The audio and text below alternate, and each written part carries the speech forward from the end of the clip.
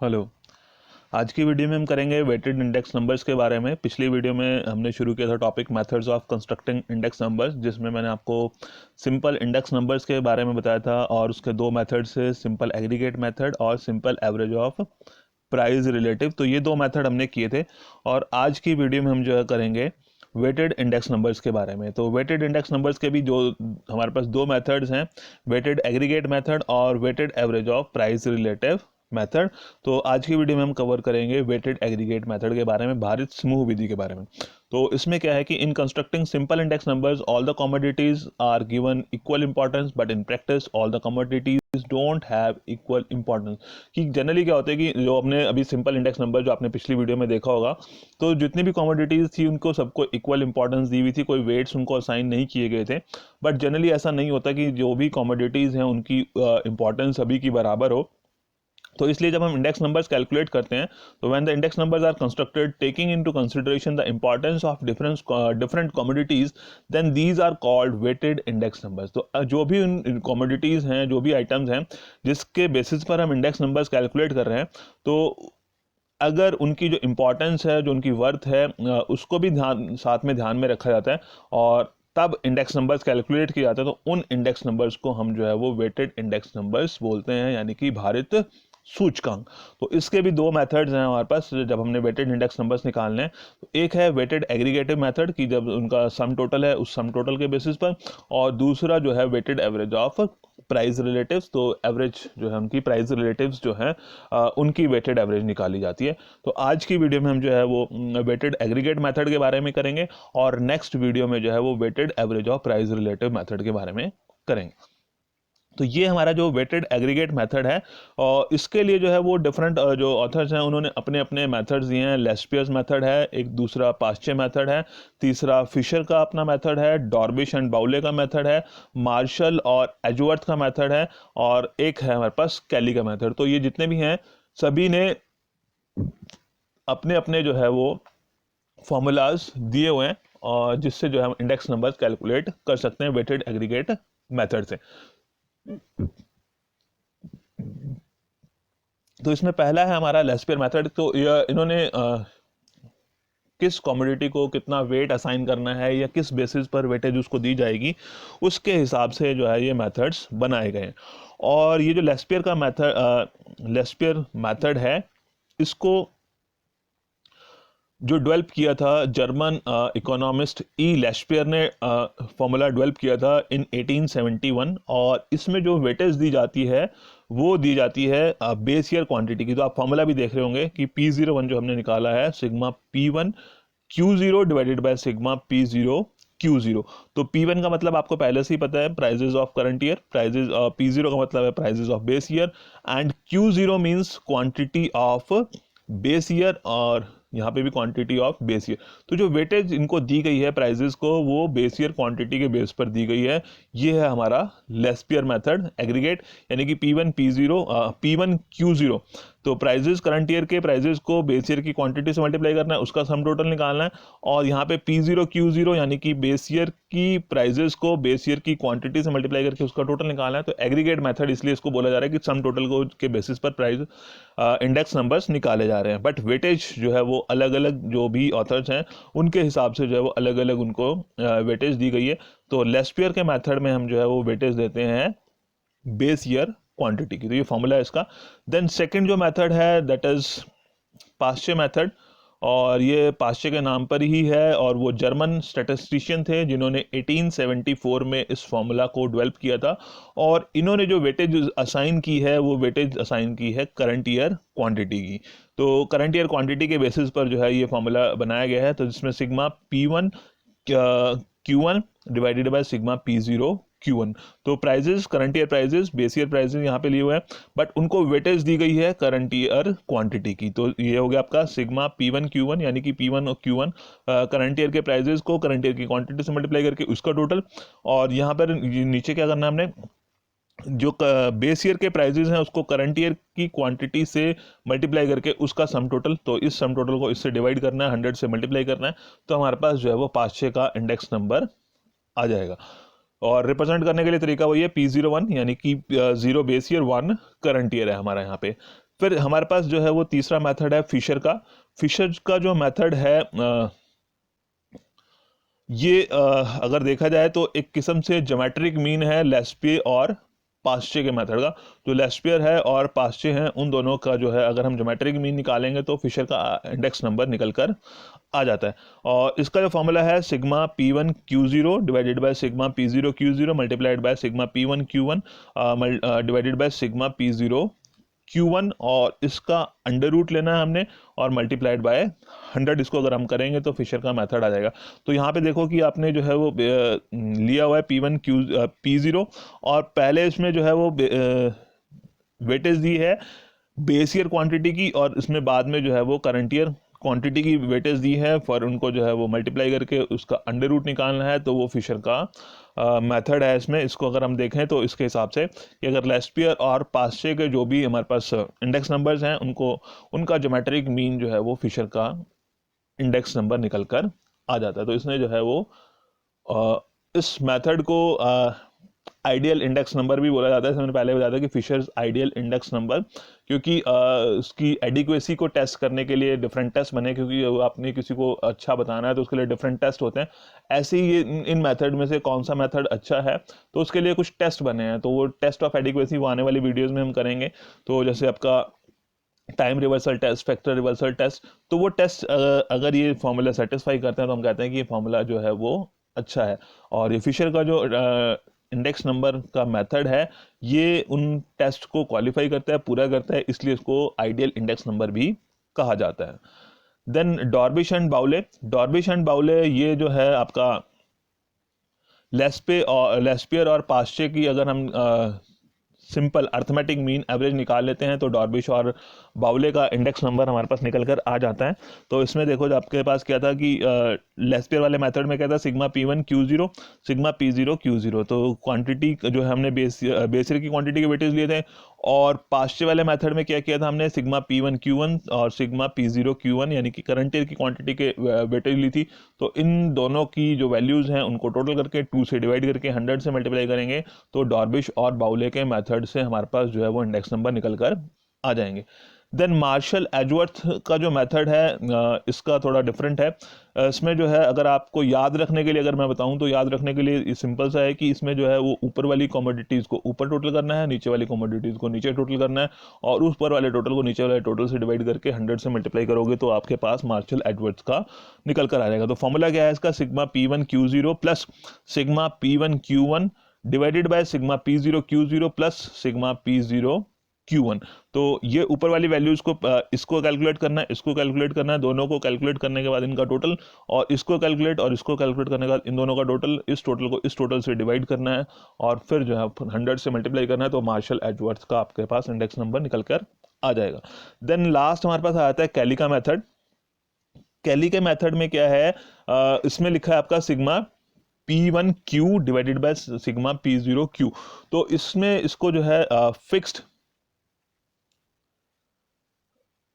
Weightage index number भी बोल देते हैं, क्योंकि यहाँ पे जो वेटेज दी गई है क्वांटिटी जो है वो फिक्स रखी गई है, और प्राइजेस जैसे हमने लेते हैं करंट ईयर के प्राइस और बेस ईयर के प्राइस, बट क्वांटिटी जो है वो फिक्स रखी गई है, किसी भी पीरियड की हो सकती है, that may be current year, that may be base year, और इन केस की अगर आपके पास दोनों अवेलेबल हैं तो दोनों की आप एवरेज जो है वो ले सकते हैं। This Q is equal to Q0 plus Q1 divided by 2। और इन केस की अगर आपके पास एक ही क्वांटिटी मेंशन्ड है तो आप उस क्वांटिटी के बेस पर कैली का फॉर्मूला लगा के इंडेक्स नंबर कैलकुलेट कर सकते हो। तो यहाँ पे बता दिया मैंने आपको कि जो भी हमने फॉर्मूलाज ये लिखे हैं उसमें P1 का मतलब करंट ईयर का प्राइस है, P0 का मतलब बेस ईयर प्राइस है, Q1 का मतलब करंट ईयर क्वांटिटी, Q0 का मतलब बेस ईयर क्वांटिटी, एंड जो Q हम यहाँ कैली के मेथड में यूज कर रहे हैं, that quantity refers to the quantity of some period, not necessarily the base year और करंट ईयर की। जरूरी नहीं है कि वो बेस ईयर की हो या फिर करंट ईयर की हो, वो कोई भी क्वांटिटी किसी भी स्पेसिफिक पीरियड की हो सकती है। और इन अदरवाइज आप जो दोनों क्वांटिटीज हैं आपके पास बेस ईयर की भी और करंट ईयर की भी, तो उन दोनों का टोटल करके 2 से डिवाइड करके यानी कि average of current year quantity और बेस ईयर क्वांटिटी, उसके बेसिस पर भी जो आप कैली का इंडेक्स नंबर कैलकुलेट कर सकते हैं। तो इससे रिलेटेड एक एग्जांपल कर लेते हैं, और इसमें हमारे को कहा है construct index numbers of price index number of price, यानी कि प्राइस इंडेक्स नंबर हमको कैलकुलेट करना है from the following data using Laspeyres method, Paasche method, Fisher's method, Dorbish Bowley method and Marshall Edwards method. और इन method से जो हमने प्राइस इंडेक्स नंबर्स कैलकुलेट करना है, ये हमारे पास इंफॉर्मेशन दी हुई है। तो जब आपको पहले मैंने बताया था सिंपल इंडेक्स नंबर्स, तो उसमें हमारे पास जो है वो प्राइजेज ही दिए हुए थे, करंट ईयर के प्राइजेज और बेस ईयर के प्राइजेज दिए होते थे, और उसके बेसिस पर हमने इंडेक्स नंबर्स कैलकुलेट किए थे। बट अब हम कर रहे हैं वेटेड इंडेक्स नंबर्स, तो यानी कि हमारे पास वेट्स भी दिए हैं, weights on the basis of quantity, की उनकी इंपॉर्टेंस जो है उनकी क्वांटिटी के बेसिस पर, कि उस कमोडिटी की कितनी यूनिट्स, कितनी क्वांटिटी जो है वो कंज्यूम की जा रही है बेस ईयर में और करंट ईयर में। तो अब यहाँ पे 2010 और 2011 दो ईयर्स के बारे में हमारे पास इंफॉर्मेशन है। तो 2000 जो है वो पुराना ईयर है, 2011 लेटेस्ट नया साल है, तो इसको जो है वो 2010 को हम बेस ईयर मान लेंगे, 2011 को करंट ईयर मान लेंगे, क्योंकि यहाँ पे करंट ईयर बेस ईयर के लिए कोई इंफॉर्मेशन नहीं है। तो 2010 will be our base year and 2011 will be our current year. और ये इंफॉर्मेशन दी हुई है। कॉमोडिटीज हमारे पास सिर्फ 4 है यहाँ पे, और इन डिफरेंट कॉमोडिटीज के प्राइजेस दिए हैं 2010 में, उनकी क्वांटिटी कंजम्पशन दी हुई है। 2011 में भी इनके प्राइजेस और इनकी क्वांटिटीज कंज्यूम्ड दी हुई हैं। अब हम जो है वो फार्मूलाज के थ्रू इनको कैलकुलेट कर लेते हैं। तो फार्मूलाज के थ्रू जब हमने कैलकुलेट करना है, तो हमने फार्मूला यहाँ पे देखे थे, उसमें P1 Q0 और Q1, ये 3-4 चीज़ें चाहिए, P1 P0 Q1 Q0। तो इसमें क्या है कि ये हमारा प्राइस जो करंट ईयर का जो बेस ईयर का प्राइस है, इसको हम P0 बेस ईयर की क्वांटिटी को Q0 और करंट ईयर के प्राइस को P1 और करंट ईयर की क्वांटिटी को Q1 जो है वो मान लेंगे। P0 Q0 P1 Q1, और इसके हिसाब से फिर हम आगे कैलकुलेशन करेंगे। तो 2010 ये हमारा P0 और Q0 आ गया प्राइजेस और क्वांटिटी, 2011 का प्राइजेस, 2011 की क्वांटिटी P1 और Q1 आ गई। और डिफरेंट कमोडिटीज, ये इतनी इंफॉर्मेशन आपके पास दी हुई है, बट आपने सिंबॉलिकली इसको लिख लिया, बेस ईयर के प्राइजेस को P0, बेस ईयर की क्वांटिटी को Q0, बेस करंट ईयर के प्राइजेस को P1, करंट ईयर की क्वांटिटी को Q1। और हमें जो है वो ये 3-4 चीज़ें जो है वो फॉर्मूले में चाहिए होती हैं। एक तो P0 Q0, P1 Q0, P0 Q1 and P1 Q1, यानी कि जो प्राइजेस हैं उसको आपने बेस ईयर और करंट ईयर के प्राइजेस को बेस ईयर की क्वांटिटी से मल्टीप्लाई करना है, और बेस ईयर के और करंट ईयर के प्राइजेस को करंट ईयर की क्वांटिटी से जो आप मल्टीप्लाई करेंगे। तो यही 3-4 चीज़ें जो है वो 4 चीज़ें हमें जो है वो फॉर्मूलाज में चाहिए होती हैं, तो ये हम कैलकुलेट कर लेते हैं। और अदरवाइज अगर आपको, क्योंकि यहाँ पे हमने सभी निकालने हैं, लेस्पियर, पास्चे, फिशर, डॉर्बिश और मार्शल, तो इसमें ये चारों चीज़ें हमें चाहिए होती हैं। और अदरवाइज क्या है कि जो फॉर्मूला आप यूज़ कर रहे हैं उस फॉर्मूले के हिसाब से आप देख लें कि आपको जो है वो पहले फॉर्मूला लिख लें, और उसके हिसाब से फिर ये कॉलम्स बना के आप उनकी कैलकुलेशन कर सकते हैं। बट अगर हमने जो है वो 3-4 मेथड से निकालना है, तो फिर हमें जो है वो सभी चीज़ें चाहिए होती हैं। तो P0 Q0 यानी कि P0 और Q0, P0 Q0 यानी कि 2 × 8 16, 5 × 10 50, 4 × 14 56, 2 × 19 38। देन P1 Q0, ध्यान रखना, बस थोड़ा सा ध्यान रखते, बहुत लंबा चौड़ा मुश्किल काम नहीं है, बट कंफ्यूज नहीं होना इसमें। P1 Q0, तो कॉलम ध्यान रखना कि P1 और Q0, 8 × 4 32, 10 × 6 60, 14 × 5 70, 19 × 2 38। देन हम निकाल रहे हैं P0 Q1, P0 and Q1, 2 × 6 12, 5 × 5 25, 4 × 10 40, 2 × 15 30। Then हम निकाल रहे हैं P1 Q1, तो P1 एंड Q1, 4 × 6 24, 6 × 5 30, 5 × 10 50, 2 × 15 30। और इसके बाद इनका टोटल करना है, सिग्मा P0 Q0 आ गया, क्योंकि जिस कॉलम का आप टोटल कर रहे हैं उसके आगे सिर्फ सिग्मा लग जाना है। तो यहाँ पे हमने, ये कॉलम है आपका P0 Q0 का, तो इसका टोटल किया तो ये हो गया सिग्मा P0 Q0। जब आप 16 + 50 + 56 + 38 को टोटल किया 160। ऐसे ही P1 Q0 इसका टोटल किया तो ये हो गया sigma P1 Q0 that is equal to 200। आपके ये हो गया sigma P0 Q1 107, sigma P1 Q1 134, जो भी आपके पास कमोडिटीज है। तो इंडिविजुअली इसके प्राइजेस के या क्वांटिटीज के टोटल करने की जरूरत नहीं है, क्योंकि ये फार्मूले में हमें चाहिए नहीं, इसलिए हमने उसको छोड़ दिया, अपना टाइम उसमें कंज्यूम नहीं करना है। तो जो हमें फार्मूला में चाहिए वो हमने निकाल लिया। अब हमें जो जो फॉर्मूलेस के लिए बोला था उसके लिए हम कैलकुलेशन करेंगे। लेस्पियर मेथड, लेस्पियर मेथड में आपको पता है कि क्वांटिटी का जो बेस ईयर की क्वांटिटी है उसकी वेटेज दी जाती है। तो फॉर्मूला जो है इसका लेस्पियर का है P01 = sigma P1 Q0 divided by sigma P0 Q0 multiplied by 100। तो सिग्मा P1 Q0 जो हमने कैलकुलेट किया है, sigma P1 Q0 that is 200, और इसकी जगह हमने 200 लिख लिया। और सिग्मा P0 Q0 जो है वो हमारे पास आया 160, 200 डिवाइडेड बाय 160 मल्टीप्लाइड बाय 100 और इसकी जो वैल्यू आ गई 125। तो लेस्पियर के अकॉर्डिंगली जो इंडेक्स नंबर है दैट इज 125। देन पास्चे के मेथड में क्या है कि sigma P1 Q1 divided by sigma P0 Q1। पास्चे के मेथड में हम जो है वो करंट ईयर की क्वांटिटी को जो है वो वेटेज की वेटेज जो है वो देते हैं। तो करंट ईयर की वेटेज देने से यहाँ पे सिग्मा P1 Q1 Q1 कितना हुआ आपका sigma P1 Q1 that is 134। तो ये हमने 134 यहाँ पे लिख लिया। एंड P0 Q1 तो sigma P0 Q1 that is 107। तो 134 डिवाइडेड बाय 107 मल्टीप्लाइड बाय 100 और आपके पास जो है ये पास्चे का इंडेक्स नंबर आ जाएगा जब आप इसको सॉल्व करेंगे। और फिशर के मेथड में फॉर्मूला है हमारा sigma P1 Q0 divided by sigma P0 Q0 multiplied by sigma P1 Q1 और divided by sigma P0 Q1 और इसको जो भी वैल्यू आएगी उसका अंडर रूट और मल्टीप्लाइड बाय 100। तो ये ध्यान रखना है कि अंडर रूट जो है अंडर रूट से बाहर आपने 100 को रखना है। अगर आपने अंडर रूट इसके बाहर लगा दिया फिर आपका आंसर जो है वो मैच नहीं करेगा। तो पहले आपने ये कैलकुलेट करना है, इनको डिवाइड और मल्टीप्लाई करने के बाद उस वैल्यू का अंडर रूट निकालना है। उसके बाद जो वैल्यू आएगी उसको आप 100 से मल्टीप्लाई करोगे तब आपके पास फिशर का इंडेक्स नंबर सही तरीके से निकल कर आएगा। तो सिग्मा P1 Q0 200 है। तो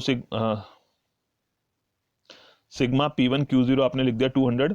देन सिग्मा P0 Q0 160 है और ये आपके पास इसकी जगह आपने 160 लिख दिया। और सिग्मा P1 Q1 यहाँ पे हमने निकाला था ये 134। सिग्मा P0 Q1 ये जो है 107। ये वैल्यूज आपने रख ली। इसको सॉल्व करना है पहले इनको 200 divided by 160 multiplied by 134 into multiplied by 134 divided by 107। तो इसको जब आप सॉल्व कर लेंगे तो उसके बाद आपके पास बचेगा फाइनली 1.565 और इसका आपने निकालना है अंडर रूट। इसका जब आप अंडर रूट निकालेंगे वो आ गया आपके पास 1.2509 और ये मल्टीप्लाइड बाय 100 आपका साथ ही चलता रहेगा। जब ये अंडर रूट भी सॉल्व हो जाएगा उसके बाद जो भी वैल्यू आई है उसको आप 100 से मल्टीप्लाई करेंगे तो ये आपका फिशर का आइडियल इंडेक्स नंबर जो है वो निकल कर आ गया। देन डॉर्बिश एंड बाउले में फॉर्मूले में था आपके पास sigma P1 Q0 divided by sigma P0 Q0 plus sigma P1 Q1 divided by sigma P0 Q1 और इनकी एवरेज सिंपल एवरेज यानी कि इसका जो है वो टोटल करने के बाद उसको 2 से डिवाइड करना है, 100 से मल्टीप्लाई करना है। तो सिग्मा P1 Q0 इसकी वैल्यू जब आप टेबल से देखेंगे वहाँ से जो हमने कैलकुलेट की है इसकी वैल्यू आई हमारे पास 200। सिग्मा P0 Q0 इसकी वैल्यू आई है 160 और सिग्मा P1 Q1 की वैल्यू आई है 134 और सिग्मा P0 Q1 ये है हमारे पास 107।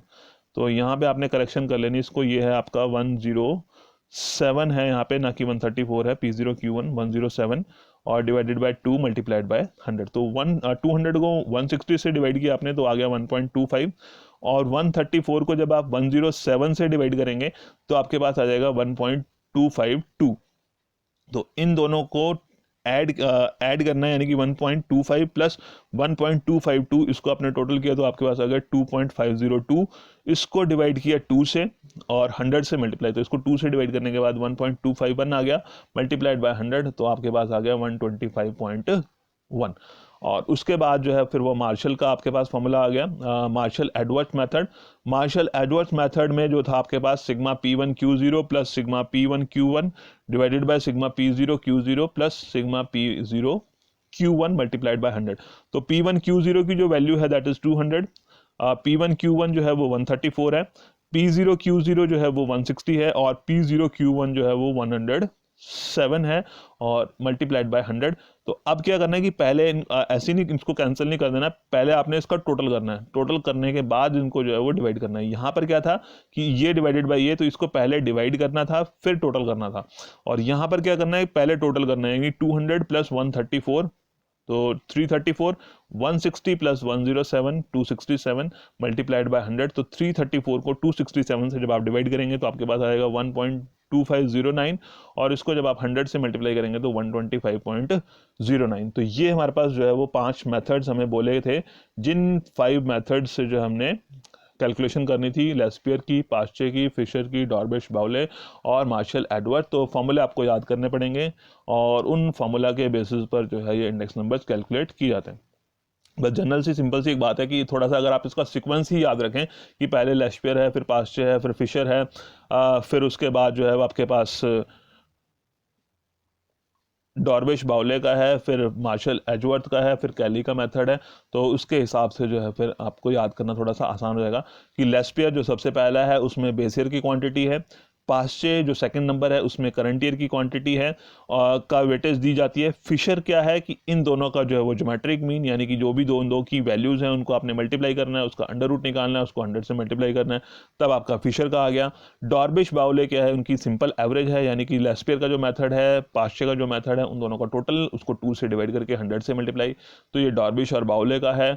मार्शल एजवर्थ में बेसिकली याद रखने के लिए क्या है कि ये जो आपके ऊपर वाली वैल्यूज़ हैं इसको ऊपर आपने यहाँ मतलब बीच में प्लस नहीं लगाना, ऊपर अलग प्लस नीचे अलग प्लस। तो ऊपर की वैल्यूज़ को अलग टोटल, नीचे इसकी वैल्यू का जो है वो अलग टोटल, ऊपर वालों को अलग टोटल, नीचे वाले को अलग टोटल। तो ऊपर वाले टोटल को फिर नीचे वाले टोटल से आपने डिवाइड किया, 100 से मल्टीप्लाई किया, तो ये मार्शल एजवर्थ आ गया। और कैली में सिंपल है कि इसमें जो है वो क्वांटिटी आपकी जो है वो फिक्स्ड है, इसमें कोई मैटर नहीं करता कि आपकी वो बेस ईयर की होनी चाहिए या करंट ईयर की होनी चाहिए। और इन केस की अगर आपके पास दोनों क्वांटिटीज़ दी हैं तो आप Q0 प्लस Q1 यानी कि बेस ईयर और करंट ईयर की क्वांटिटी की सिंपल एवरेज के बेसिस पर भी जो है वो कैलीज का इंडेक्स नंबर कैलकुलेट कर सकते हैं। तो आई थिंक ये आपको समझ में आ गया होगा, और अगर कुछ रह गया होगा तो आप फिर अगर कुछ प्रॉब्लम आ रही है, कुछ समझ में नहीं आ रहा है या कुछ कंफ्यूजिंग है तो उसके लिए आप कमेंट सेक्शन में कमेंट दे सकते हैं। Okay, thank you.